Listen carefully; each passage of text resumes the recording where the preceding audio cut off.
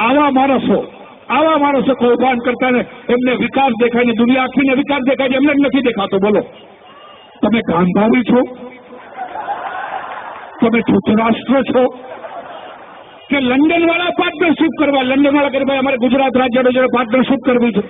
જે દેશો, જે વિકસિત દેશો મોદીને અછૂત ગણતા હતા કે મોદી જોડે કાંઈ નહીં, મોદી જોડે પનારો નહીં પડવાનો, એ હવે હોશે ઘૂંટણિયા તાણીને મોદી પાસે આવે છે કે મોદીભાઈ અમને પાર્ટનર બનાવો. બોલો, આ લંડન વાળાને દેખાય છે, આ અમેરિકા વાળાને દેખાય છે, જાપાનને દેખાય છે, કોરિયાને દેખાય છે, પેલા દિલ્હીમાં બેઠા છે જે માયકાંગલાઓ છે એમને નથી દેખાતું, એમને ફરક નથી પડતો. એમને માત્ર મોદી સામે જુઠ્ઠાણું બોલવું છે અને જુઠ્ઠું બોલ્યા કરવું છે. ને હવે તો એમને મોદી ગુજરાતમાં પણ નથી જતો, કારણ કે ગુજરાતથી બહાર આવે ને તો મોદી ફાડી ખાય. એમને મોદીથી એટલા ડરી ગયા છે કે આ ગુજરાતથી બહાર, આ ભાગ ગુજરાતની બહાર ન આવવો જોઈએ અને બને તો એને ગુજરાતમાં જ પતાવી દો, કારણ કે મોદી બોલે ને લોકો ફફડે છે સાહેબ. મોદી આંખ ઊંચી કરે ને એમના ધોતિયા ઢીલા થઈ જાય છે.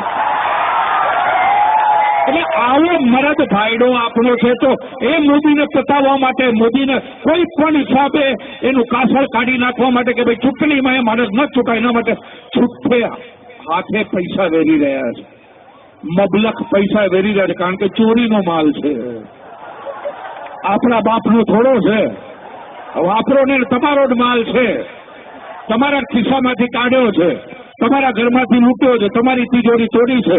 તો મારું એક નમ્ર સૂચન છે, આ કોંગ્રેસ વાળા જયારે તમારી પાસે માલ લઈને આવે ને ત્યારે પૈસા લઈ લેજો, પૈસા લઈ લેવાના, કારણ કે તમારા જ પૈસા છે ભાઈ, એ તમારા પર ઉપકાર નથી કરતા ને તમારા પૈસા આવ્યા છે તમારી પાસે, તો લઈ લો, પૈસા લઈ લેજો, પણ વોટ નહીં આપતા.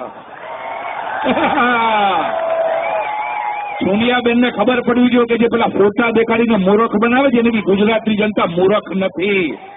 એવો જવાબ આપશે, એવો તમાચો મારશે ને 7 પેઢી સુધી ગાલ લાલ જ રહેશે તમારા.